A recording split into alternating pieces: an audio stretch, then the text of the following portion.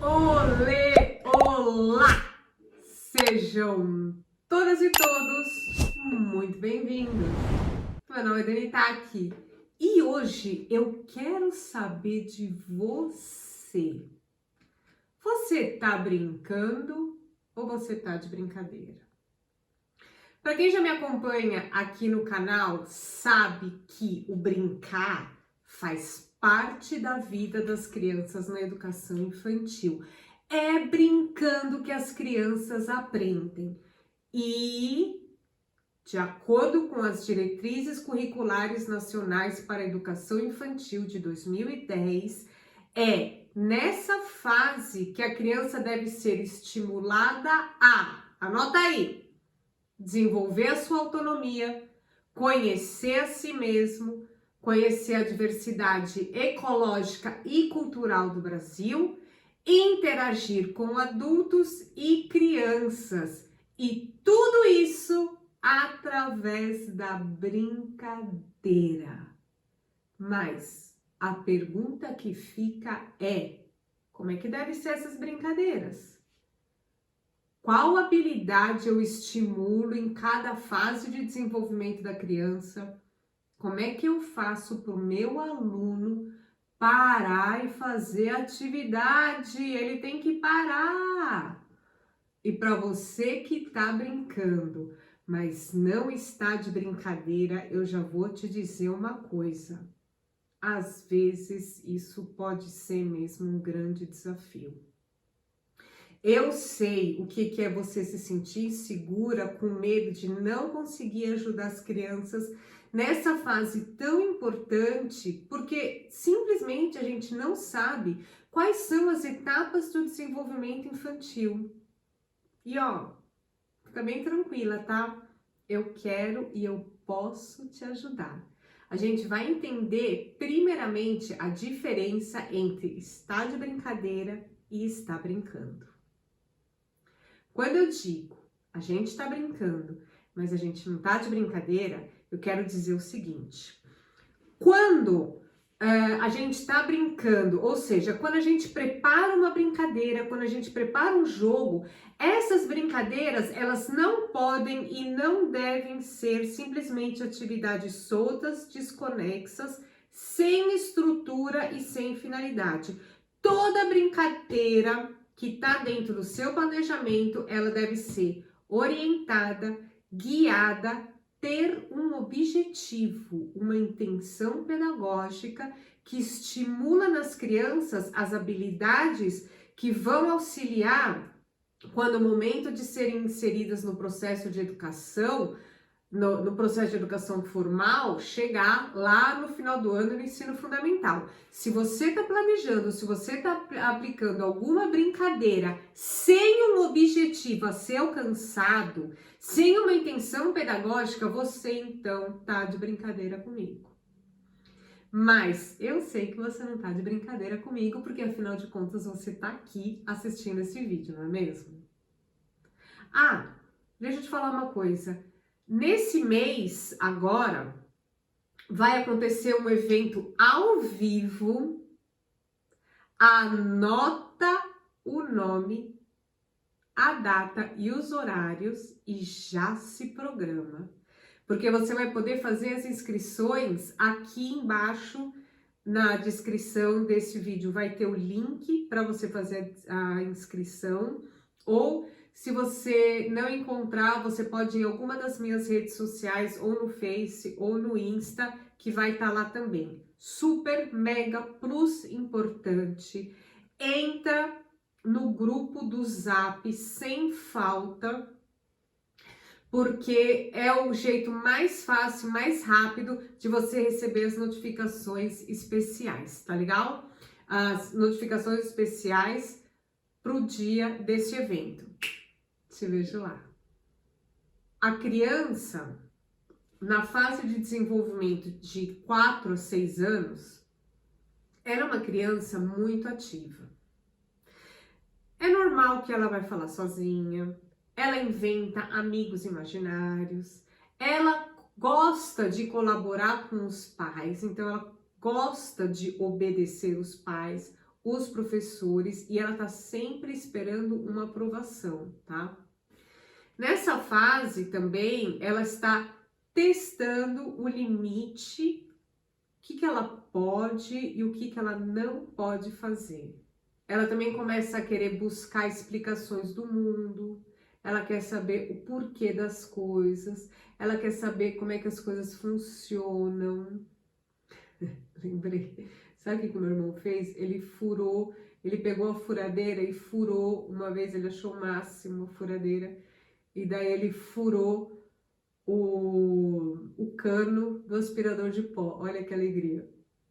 Era nessa fase. E porque as crianças nessa fase, elas também gostam de brincar junto com outras crianças. Elas gostam e é extremamente importante que elas brinquem. Com 4 anos, elas já são aptas a resolverem conflitos.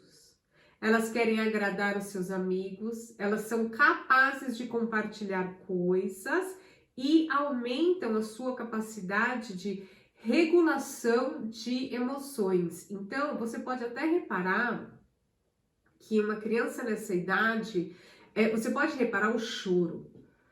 Quando acontece alguma coisa que ou a criança se machuca, ou a criança ficou frustrada, a criança de 3 anos, ela dá um grito. Ou também agora no começo do ano letivo, quando a criança chega, né, que ela ainda tá, principalmente vindo da casa, tudo, que ela ainda não tá tão emocionalmente regulada, porque é tudo novo, tal, e ela ainda não sabe as regras. As crianças no começo do ano, elas dão uns gritos quando acontece alguma coisa, caiu, sei lá, alguma coisa que ela queria, não deu certo, que parece que você, tipo, matou. Quem matou a criança? E não foi, simplesmente ela não conseguiu abrir a gaveta. E daí você tem que falar pra ela, olha, não precisa gritar, tá? Eu sei que é triste, eu sei que você tá frustrado, mas a gente não grita assim, né? Então, no começo dessa fase dos 4 anos, que ela já vai conseguindo, ela consegue regular melhor as suas emoções. Mas ainda necessita de bastante ajuda para ela se expressar e ela ainda precisa de bastante ajuda para controlar de forma apropriada os seus sentimentos de acordo com a situação e o contexto. Nessa fase também, o crescimento do cérebro da criança, ele já está quase completo. E as crianças elas começam a ver a relação entre causa e efeito. Elas já conseguem pensar, por exemplo, o que vem antes, o que vem depois. Elas para já antecipar as consequências de suas ações, sabe? Principalmente com coisas de jogar bola, elas já conseguem saber isso. Elas já conseguem também pensar, sabe, tipo assim, então primeiro eu vou fazer isso e depois eu vou fazer aquilo. E se eu fizer aquilo vai acontecer isso. Elas já têm essa capacidade de pensar. Eu trabalho, por exemplo, com calendário. A rotina semanal, ela tá ali na minha lousa. Então as crianças, elas conseguem se orientar ali. Então, por exemplo, elas já sabem, quando elas chegam na segunda-feira, elas já olham ali e elas já sabem o que vai acontecer. Então, elas já sabem que hoje, por exemplo, que é sempre onde que tá um ímã, porque a minha lousa é magnética, hoje é segunda-feira. Então, vamos supor, segunda-feira a gente tem educação física. Então, ele já sabe. Daí ele vê. Amanhã a gente não tem nada, mas depois de amanhã a gente tem um aniversário. Então eles já conseguem saber isso. Ontem foi domingo, então ontem eu estava em casa. Hoje, amanhã, depois de amanhã. Então eles já conseguem cada vez mais trazer isso, eles têm mais concreto dentro deles. Se sabe que a infância, né, ela é uma idade muito importante para a formação de uma pessoa. E tanto os responsáveis quanto os professores, é extremamente importante conhecer as características e as necessidades das crianças em suas diferentes fases. Por quê? Às vezes, por isso que também é importante a gente saber as fases, porque não necessariamente uma criança de 4 anos, ela também está na fase de desenvolvimento de uma criança de 4 anos. Às vezes, ela tem aspectos já em determinados assuntos, né, em determinados temas, ela já está em desenvolvimento de uma criança de 5 anos.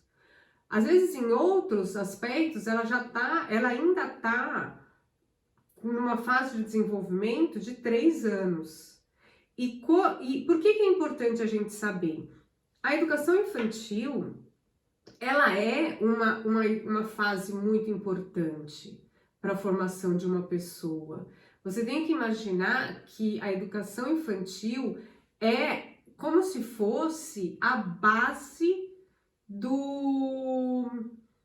uma casa, de um prédio, de uma construção. A gente está construindo aqui um indivíduo, a gente está construindo um ser humano. E a base é a que tem que ser a mais sólida, a mais forte. Quanto mais forte e sólida for essa base, se fosse um prédio, por exemplo, mais andares a gente consegue construir. Então, fazendo essa analogia do prédio com a educação básica, seria isso: quanto mais forte, né, e quanto mais preciso esse desenvolvimento que a gente está fazendo com essas crianças, mais essa criança vai conseguir se desenvolver. Você sabe que eu contei lá no outro vídeo, que é um vídeo que eu falei sobre as 3 armadilhas do planejamento, um vídeo que eu falei sobre o planejamento.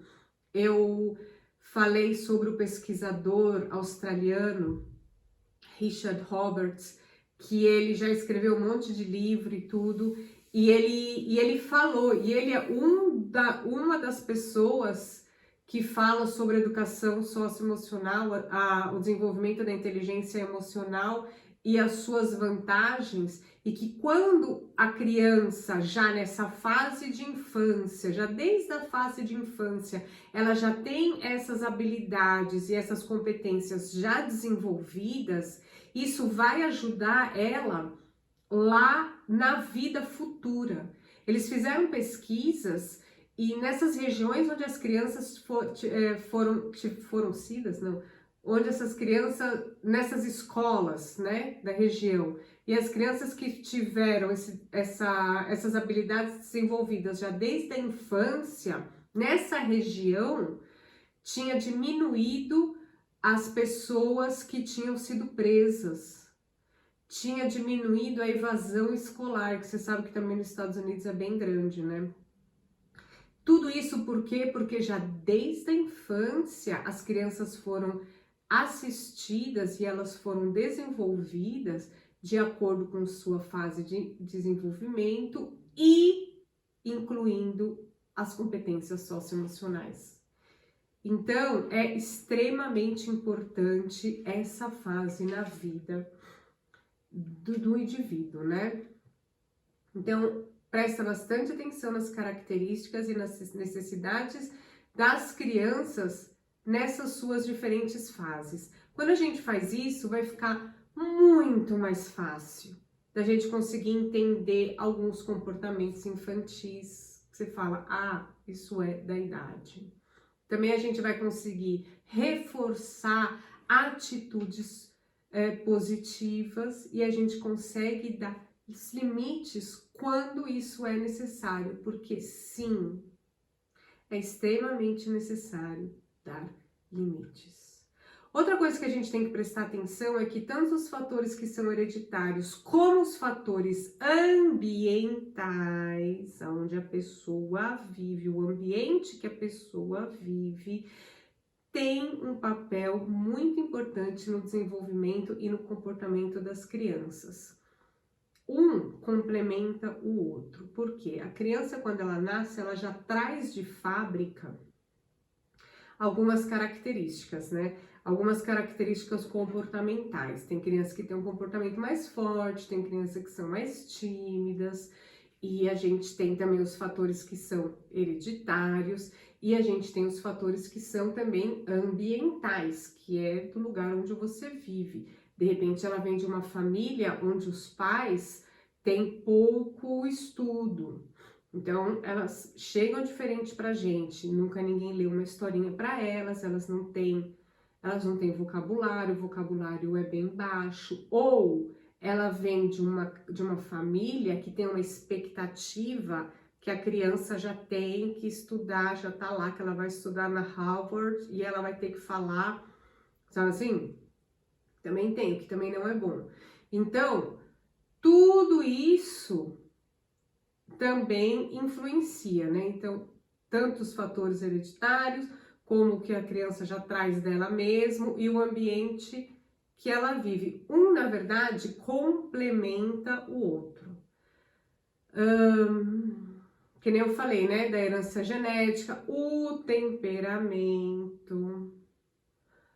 Tudo isso traz informações sobre algumas probabilidades, como que a criança já vai reagir, alguma tendência ali que a gente vai ter. Eu me lembro que eu tive uma vez uma criança extremamente competitiva, mas assim, extremamente competitiva. E ela não podia perder nunca, jamais, em tempo algum. Tudo para ela era uma competição. E ele tinha um irmão gêmeos, né? E eu lembro uma vez, tudo era um perrengue. Tinha que colocar a jaqueta que a gente ia brincar lá fora e lá fora tava fazendo frio. Eu sei, e o irmão era super easy e ele era super tranquilo. Eu sei que a gente estava lá colocando as jaquetas e eu estava ajudando alguma criança e de repente eu estou aqui, né? Fechando aqui a jaqueta da criança, então eu tô vendo o que tá passando lá. A gente que é professora, a gente é camaleão, a gente tá vendo tudo em todo lado.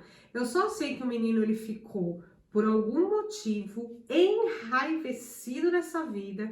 Ele fechou a mão assim, ele pegou embalo e pá! Bateu na nuca aqui do irmão, mas que fez assim, ó, tum! Fez um barulho. E o irmão fez assim, ó, ai. Eu já tava vendo a cabeça do irmão rolando, de tanta raiva que ele pegou. Falei, o que foi isso? E o menino assim, bufando. E daí o outro falou assim, não, é porque eu consegui fechar a minha jaqueta e a jaqueta dele tava prendendo. E daí ele ficou com raiva. Ou seja, ele ficou na cabeça dele, na cabeça de um, foi isso que aconteceu. Ele ficou com raiva e daí ele descontou em mim. Só que, na verdade, como eu já sabia que o menino é extremamente competitivo, na cabeça dele, ele estava competindo com o irmão. E a jaqueta prendeu e ele perdeu. Na cabeça dele, ele perdeu. E daí ele ficou com raiva de quem? Ficou com raiva do irmão e meteu-lhe, gente, um soco na nuca do irmão. Eu falei, pode parar. Pode parar. Chamei a mãe, chamei o pai, chamei todo mundo. Falei, não, gente. Não dá. E eles faziam parte dessas famílias que meu filho vai para o Harvard, que ele é extremamente inteligente, e daí eu tive que fazer uma reunião com os pais e falar assim que ele era muito competitivo, e o pai falou assim, mas ser competitivo também é muito bom. Daí você também já percebe de quem, né, de quem ele herdou aquilo lá. E daí a gente teve que discutir, conversar sobre que sim, é muito bom, mas sim tem um limite, né? E eu tive que trabalhar com ele o ano inteiro. Na verdade foram 2 anos, porque aqui na Suíça a minha sala ela é multidisciplinar. Então eu tenho a criança entra com 4 anos, ela passa 2 anos comigo, então ela sai com 6 anos e daí ela vai para a primeira série, né? Para o ensino fundamental. Então foram 2 anos que eu fiquei trabalhando junto com a família e a criança sobre ser competitivo, sim, é bom. A criança era extremamente em casa, né? Ela treinava muito, jogava muito, ela sabia muitas coisas, mas que essa parte do social faz parte da vida e ela tem que respeitar. Você tem que perceber que isso, você vê, eram gêmeos, né? Cada um, cara, é muito bizarro, né? Cada um vem, apesar da mesma mãe, do mesmo pai, do mesmo dia, cada um vem com um temperamento de fábrica, né? E a gente precisa saber lidar com isso também. Então, tem a fase do desenvolvimento normal daquela idade, a fase do desenvolvimento que tá aquela criança, mais a herança genética, mais o meio ambiente onde ela vive, mais o temperamento de fábrica. Mistura tudo, sai a criança, põe 20 e põe na sua sala. Valendo! E é isso. E é isso. Então a gente tem que estar. Mas a gente sabe que a gente vai tirando de letra, né? Conforme vai passando o ano letivo, conforme vai passando o ano letivo, conforme a gente vai tendo anos e anos de experiência, vai fazendo cursos e a gente vai aprimorando e a gente fica espertíssimo e já sabe como reagir em cada um. Mas o fato é que isso também a gente tem que prestar atenção. Agora, quanto à linguagem que a gente também aprende, né? Ela depende necessariamente também de nossas experiências culturais. Então, se a criança vai aprender russo, japonês, inglês ou português, isso também vai depender do meio em que ela se encontra. Ou se ela vai ser obrigada, se ela vai dizer obrigado, se ela vai dizer de nada, ou ela vai dizer sai da minha frente, isso também é cultural, isso também é do ambiente que ela vive, isso não é genético. Outra coisa que eu acho que é bem importante dizer, que também é uma coisa cultural, é que a alfabetização, ler e escrever. Tem muita gente que acha que ler e escrever é um processo natural e tem muitas professoras na educação infantil que dá uma fechadinha de olho nessa parte do como é que eu vou desenvolver, como é que eu vou trabalhar, como é que eu vou preparar esta criança para uma alfabetização de sucesso, mas eu entendo que também tem muita gente que fecha um olho por causa que tem muitas dúvidas ainda, né? Sobre qual é a maneira correta de preparar essa criança para a alfabetização, porque a gente não alfabetiza na educação infantil, tá? Escolas que estão alfabetizando são escolas que estão fazendo o que os pais querem, são escolas que estão super ansiosas, querendo queimar a etapa de criança. Que pena para essas crianças. Porque a educação infantil, ela é para brincar. A gente aprende brincando. A gente vai aprender a gente vai aprender as letras, a gente vai aprender as vogais lá no final do ano, mas ninguém vai sair na educação infantil lendo e escrevendo, gente, tá? E isso que eu queria falar é que isso também não é um processo natural, porque tem os dois extremos. Tem as escolas que já estão alfabetizando criança com 6 anos de idade, tem escola que já tá e que fecha um olho e fala: ah, não, mas a criança um dia aprende. Ah, isso é natural, a criança aprende. Não aprende, tá? Ler e escrever é um processo cultural, tá? Não é genético. Ninguém nasce com essa predisposição genética a saber ler e escrever. Tem que ser desenvolvido. A gente também trabalha na educação infantil para preparar o aluno para ser alfabetizado com brincadeiras e técnicas de acordo, tá? Com a tal da intenção pedagógica, tá legal? Bom, voltando aos comportamentos, eu quero falar que tem muitos comportamentos que as crianças elas apresentam, são frutos também das suas interações com os responsáveis, né? Então tem muita criança que só vive no meio de adulto e você vê que ela é um pequeno adulto. E também da forma como esses responsáveis educam a criança e também da forma como é que essa criança ela se relaciona com a sua comunidade. Como é que essa criança, quais são as experiências que essas crianças estão chegando na sua escola, que elas estão trazendo? Essas crianças brincam num parquinho? Essas crianças sabem subir no escorregador? Eu já tive no Brasil, eu já tive mãe que tirou a criança da escola, que naquela época não era lei, não era obrigatório, a criança de 4 anos ir para a escola. Ela tirou a criança da escola quando ela chegou lá para conhecer e ela viu, ela se inscreveu, ou ela ia se inscrever, nem me lembro. Não, ela chegou a vir, ela foi meu aluno, acho que era Tiago, não nem lembro. Eu sei que um belo dia essa mãe chegou lá espontâneo para conhecer, para ver como é que as crianças, como é que estava o filho dela, se alguém estava, se ele estava lá na forca, se a gente tinha preso, né? Essas coisas de mãe ansiosa. Quando ela viu as crianças na balança, essa mulher ela ficou branca, ela ficou desesperada. Ela pegou o filho dela e ela tirou o filho da escola, porque aquilo era muito perigoso. E olha, eu vou te falar que ela não é a única não, tá? Eu já vi muita mãe não levando a criança pro parquinho porque acha escorregador muito perigoso, acha balança muito perigosa, acha o trepa-trepa uma coisa de satanás de difícil e de, meu Deus, isso não é para criança, tá? Então, quais são também, isso também influencia no nosso planejamento, isso também influencia na nossa sala de aula. Qual é a relação que essas crianças têm com pracinha, brincar no parquinho? Ela frequenta uma igreja? Ela tem qual é a vida social dela? Isso também influencia também bastante no comportamento dela, tá?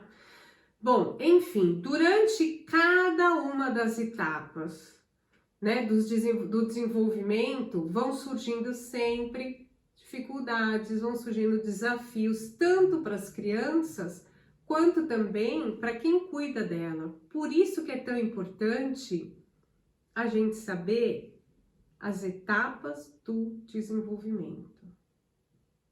Agora, crianças já de 5 a 6 anos, por exemplo, elas já são capazes de aprender, elas são capazes de se organizar e elas são capazes de conseguir objetivos, tá? Experiências positivas fazem com que elas desenvolvam um aumento da autoconfiança. Também já falei isso num vídeo aqui. Uma característica socioemocional, por exemplo, que é super importante para a vida, autoconfiança. E nessa fase é muito importante que a professora ela inclua no seu planejamento, anota aí, jogos e brincadeiras que desenvolvam o intelecto da criança, a imaginação e a criatividade, tá?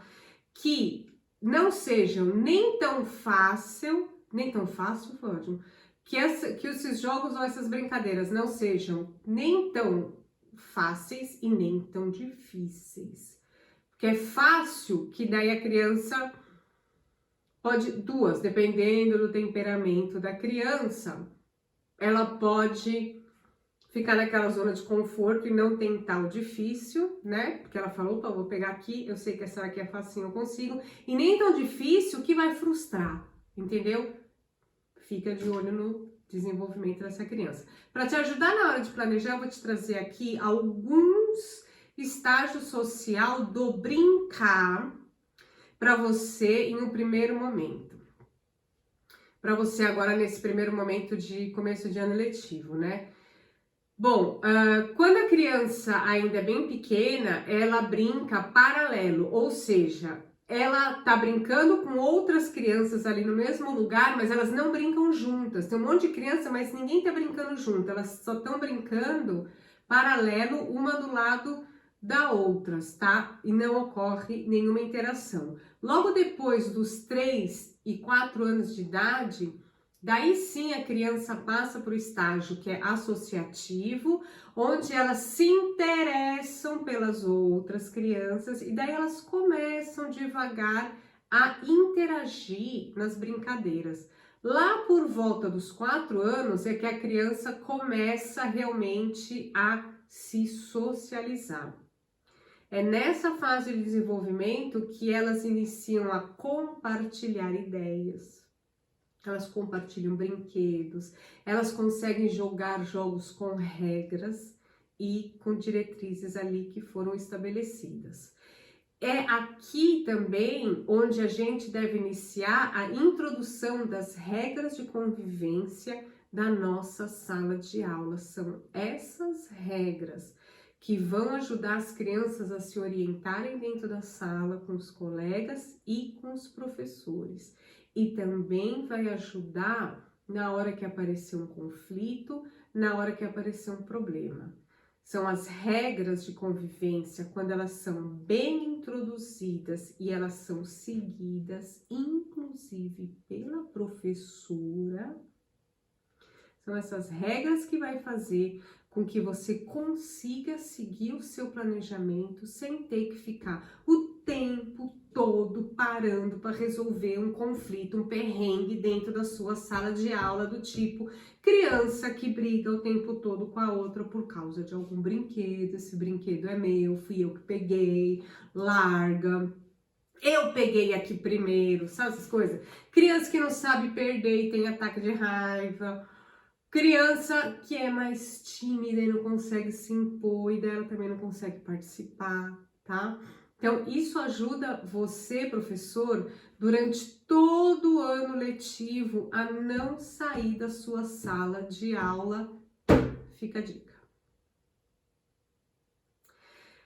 Na hora de você fazer um planejamento onde o interesse e as necessidades das crianças são contemplados, ou seja, na hora de fazer um planejamento para a educação infantil, você precisa lembrar que as crianças precisam dessas habilidades socioemocionais, principalmente depois de 2 anos pandêmicos. Anota aí. As crianças precisam de menos brinquedo e mais brincadeira, menos competição e mais cooperação, menos quantidade e mais qualidade, menos metas e mais sabedoria, menos repetição e mais criatividade. E você vê que para você incluir isso no seu planejamento, você não precisa trabalhar numa escola top, numa escola que tem um monte de recurso e muito dinheiro. Você só precisa saber como você precisa fazer. Como é então que você vai inserir no seu planejamento essas habilidades sociais? Por exemplo, vamos falar que nem eu falei ali do cooperar. Você sabia que o cooperar é uma habilidade social que significa trabalhar em conjunto para atingir um objetivo em comum? Então, as crianças que elas cooperam, elas são mais respeitosas quando os outros fazem pedidos e elas também contribuem, elas participam, elas ajudam. No caso, por exemplo, dos jogos cooperativos, como por exemplo, um jogo que eu faço muito na minha sala de aula, que é, gente, é muito simples, é muito fácil e muito barato. Agora eu não sei se você, na região que você tá, se vocês chamam bexiga ou se vocês chamam balão. Eu falo bexiga. Sabe de aniversário? Bexiga. Então, você vai precisar de uma bexiga, de um balão. Como é que funciona? Bom, então você vai ter uma Quer dizer, depende da quantidade de crianças que você tiver. Essa brincadeira, ela serve para você fazer com crianças de 4 a 6 anos e dependendo de quantas crianças você tiver na sua sala, você faz um grupo pequeno de 5 crianças. Qual é o objetivo do jogo? Colaboração em equipe, boa comunicação e solução rápida em conjunto. A bexiga, o balão, não pode cair no chão. Então, você vai dividir as crianças em equipes, em grupos, né? Vamos dizer, tanto faz. Você tem aqui um grupo de 5 crianças. As crianças vão formar, então, um grupo e você vai jogar. Então, as crianças estão em roda num grupo, né? Você, professora, joga a bola, a bexiga lá, o balão, não pode cair no chão. Então, as crianças têm que ou bater na mão, só que elas têm que pensar, né? Porque se duas vão juntas, elas se batem. Então, as crianças, por isso que é um jogo que precisa de comunicação. Que a criança, e você não vai falar nada, você só vai falar que as bexigas não podem cair no chão, elas vão ter que se virar. Na estratégia, elas mesmas vão pensar ali. Então, elas têm que pensar que uma vai falar, vai com o pé, vai com a mão, é você. Daí um vai com o pé, o outro vai com a mão, vale toda a parte do corpo, vale da cabeçada, só não vale cair no chão. E daí a gente vê, você conta 1 minuto e vê se a bexiga não caiu no chão e você vai vendo como que funciona como as crianças, né? Qual é a dinâmica do grupo, como é que elas estão se comunicando. Você também vai ver se existe só uma criança que quer fazer tudo, sabe? Porque tem criança que só ela acha que ela sabe fazer. Então, deixa que eu faço. E não deixa as outras crianças participarem. Você vai observando isso. A ideia, o jogo é de cooperação. Então, todas as crianças têm que participar. É muito legal esse jogo. Porque, você trabalha um monte de habilidades e aqui no caso, por exemplo, você tá reparando quais são as crianças que já são líder, né? E quais são as crianças que são os liderados. E vendo aquela que, é melhor eu nem fazer nada mesmo, você tem que falar, todo mundo tem que participar. Se você vê que tem muita criança que fica lá parada e deixa os outros participar, você fala, perde o ponto, né? Então, daí o objetivo também já passou que a bexiga não pode cair no chão e todo mundo tem que participar. Porque, por exemplo, se você tem uma criança que nem eu, que é extremamente competitiva, já começa a gente saber respeitar o outro já na hora que você está dividindo as equipes. Por exemplo, o que aconteceu comigo, obviamente, naquele meu aluno que ele era extremamente competitivo, quando chegava a hora e alguém de dividir as equipes e vinha alguma criança que ele já sabia que era mais fraca, ele ficava emputecido da vida dele. E ele já começava a xingar, a gente vai perder, tá vendo? A gente não faz isso, verdade? Tem as regras. Você não gosta, inclusive eu já tenho até atividades que a gente tem que se colocar no outro e você sabe como é que você sentiu. Então você fala, lembra aquela vez que a gente fez a brincadeira da salada de fruta diferente? Como é que você se sentiu? A gente não gosta que fala isso, não é? E se ele não consegue, como é que você pode ajudar ele? Então a gente tem que trazer as estratégias para que a outra criança não fale isso, né? E para outra criança que realmente é mais ali, nem me importa se eu ganhei. Não, amiga. Todo mundo tem que participar. Aqui é um time, todo mundo vai fazer. Tá? E tudo isso são competências extremamente importantes que a gente já tem que desenvolver desde pequeno, porque faz parte do mundo a gente trabalhar em equipe, a gente trabalhar num time, né? E todo mundo participar. Então, quando um não sabe, como é que eu ajudo ele para saber, né? Isso é o papel de um bom líder. Então, isso também faz parte da brincadeira. Que mais? O que a gente então está desenvolvendo aqui? A gente está desenvolvendo a coordenação visual e motora, que são extremamente importantes para uma alfabetização de sucesso. A gente está desenvolvendo uma habilidade social da cooperação e tudo isso com um custo super baixo e tudo isso brincando, entendeu? Então, inclua os jogos cooperativos no seu planejamento, porque eles estabelecem realmente relações de confiança e parceria, tudo isso num clima descontraído, proporcionando fortalecimento do grupo e a empatia entre as pessoas.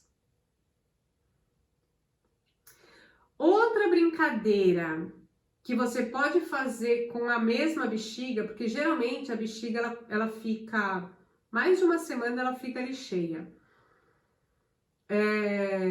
Antes de eu te contar a brincadeira, eu vou te falar como é que eu faço, tá? Eu vou falar porque isso é super importante para você colocar agora no seu planejamento. Dentro da minha rotina diária, eu tenho sempre a rotina semanal e a rotina diária. Dentro da minha rotina diária, eu tenho, como é que eu posso dizer? Eu tenho pequenos settings. Eu divido o meu dia em várias etapas, vamos dizer assim. Por exemplo, a primeira etapa é quando as crianças chegam, né? Porque não são aulas. Pode-se também dizer que são várias aulas, que nem depois lá no ensino fundamental, que a gente tem aula de português, matemática, geografia, piririm. Seria mais ou menos isso. A primeira aula é as atividades individual, tá? Então a criança chega e na cadeira dela já tem uma atividade individual que ela vai fazer. Ou tem em cima da mesa atividades espalhadas, ela tem que achar o nomezinho dela e ela tem que fazer aquela atividade. Essas atividades já estão preparadas já quando as crianças chegam. Quando a criança termina, ela pode brincar. Depois da brincadeira livre, vem a hora da atividade dirigida. Daí depois vem o lanche, depois do lanche a gente vai brincar lá fora no parquinho. E no final do dia, o meu final do dia é meio-dia, tá? Eu ainda tenho um momento que ele é reservado para as brincadeiras em roda. Bom, essa brincadeira em roda, geralmente como a gente sai, na verdade, 11h50, as crianças chegam 8h10 e a gente sai 11h50 e eu consigo fazer tudo isso. Porque é tudo meu mega muito planejado e super funciona. As brincadeiras. A gente tá falando de brincadeira, tá falando da bexiga. Geralmente nesse último momento eu tenho o chefe da roda. O chefe da roda ele tem sempre duração de uma semana. O chefe da roda é o que escolhe as brincadeiras da roda. Bom, eu tenho uma caixa, que na verdade é um baú de madeira, onde eu coloco as brincadeiras que a criança pode escolher. Uma dessas brincadeiras é a brincadeira da bexiga, já que a gente fez aquela bexiga, a gente fez a brincadeira da bexiga, sobrou a bexiga, a gente vai usar a bexiga. Então, uma dessas brincadeiras é a bexiga, que tem uma intenção pedagógica. Lembre-se, sempre a gente está brincando, mas a gente não tá de brincadeira.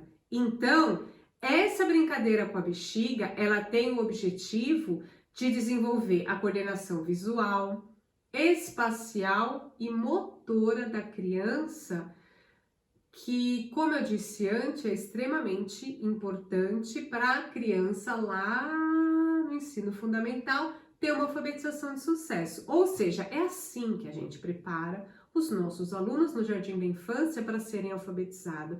E não é só dando folhinha de letra, mandando ela decorar A, B, C, D. Não, pelo amor de Deus. Para os coitados ficarem copiando, sentado, calado. Gente, isso não é realista, tá? Enfim. Pera.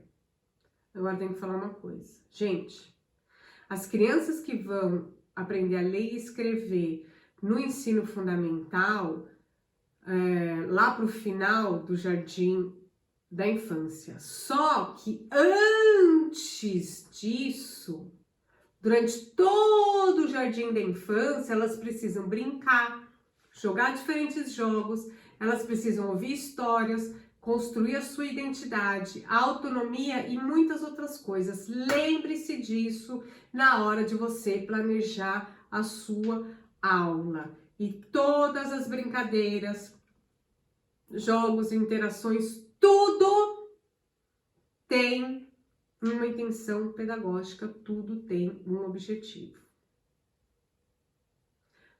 Voltando. Você já tem a bexiga que você preparou para aquela brincadeira lá dos jogos de cooperação em grupo.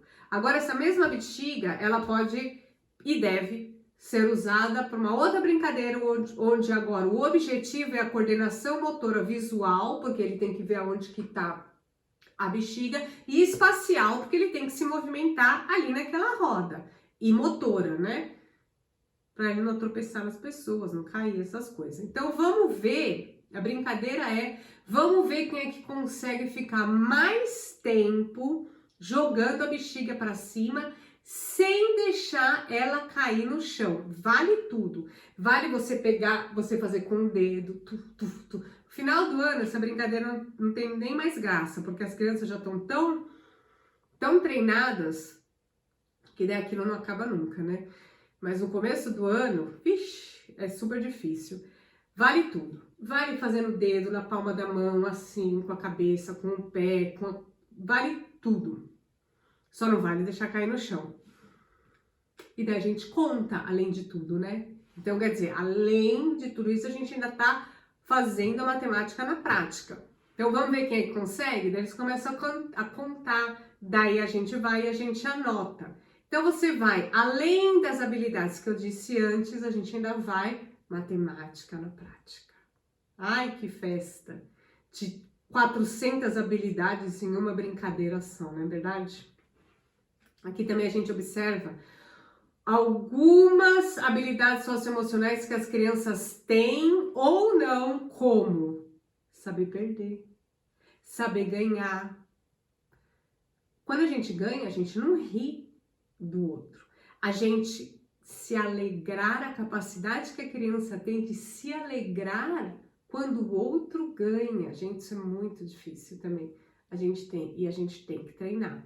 Então, você viu só quanta coisa a gente está alcançando com uma atividade super simples. Outra brincadeira super simples é bolinha de sabão. É muito legal fazer bolinha de sabão e, além de ser muito legal, a criança aprende a manejar e controlar o ar, que ajuda na hora de falar com clareza, né? De pronunciar as palavras, né? Então, fazer bolha de sabão aprimora a criatividade, a imaginação, a percepção tátil e visual da criança. Você sabe que a criatividade é que ajuda a gente na hora de resolver conflitos e problemas na vida. Na vida adulta também. Então, bolhas de sabão melhora a respiração, que favorece a fala.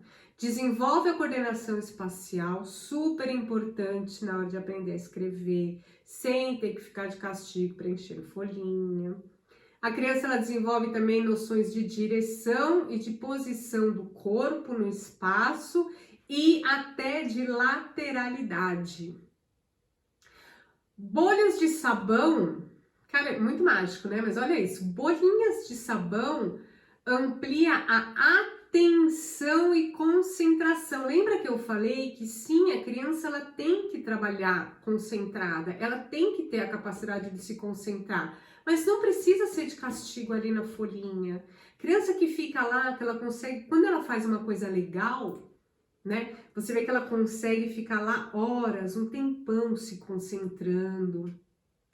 E daí ela vai experimentando e ela vai provando. Isso é super importante para ter uma alfabetização de sucesso durante toda a vida escolar, né? Além de pronunciar melhor os fonemas que a gente já sabe, fonemas, alfabetização. Olha lá, fazendo o quê? Até rima, bolinha de sabão. Olha quantas atividades e quantas competências a gente trabalhou aqui fazendo bolinha de sabão, uma atividade extremamente simples, barata, super divertida. Coloca no seu planejamento. Você viu só? Hoje eu falei sobre as habilidades sociais de cooperar e como os jogos cooperativos, que são os jogos de compartilhar, como eles unem pessoas, despertam coragem para assumir riscos. Gente, uma habilidade extremamente importante para nós adultos e que tem pouca preocupação com o fracasso, porque afinal de contas, são duas preocupações que não tem, que é o fracasso ou com o seu sucesso, né? Porque esses jogos, eles reforçam a confiança pessoal e interpessoal da equipe, já que ganhar e perder não são referências para o contínuo aperfeiçoamento de todos, não é? Olha quantas habilidades social e socioemocional a gente trabalhou aqui hoje, isso sem dizer que a gente já está preparando a criança para uma alfabetização de sucesso lá no final do ano. Eu espero muito que você tenha gostado, espero que você aplique e que depois me conta como é que foi. Até a nossa próxima aula. Te vejo lá.